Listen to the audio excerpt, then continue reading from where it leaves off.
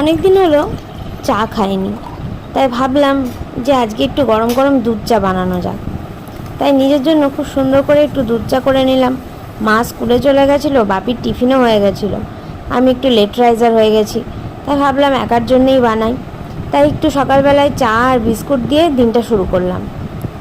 তারপরে মা বানিয়ে গেছিলো সুন্দর করে সবজি দিয়ে ম্যাগি, তো সেটাও চলো তোমাদেরকে একটু দেখিয়ে দিই। ম্যাগিটা কিন্তু মা বেশ ভালোই বানায়, সবজি টবজি দিয়ে বেশ সুন্দর করে বানায়, দেখতেও বেশ লোভনীয় হয়েছে। তাই ভাবলাম চলো তোমাদের সাথে শেয়ার করেই ফেলি। আর ম্যাগিতে একটু ক্রাঞ্চিনেস আনার জন্য আমি অ্যাড করেছিলাম একটু নাটস, একটু বাদাম অ্যাড করেছিলাম, তো বেশ ভালো লাগছিলো খেতে। আর ভাবলাম প্রকৃতির সাথে এনজয় করি, তাই জন্য ওটা নিয়ে ব্যালকনিতে চলে এলাম।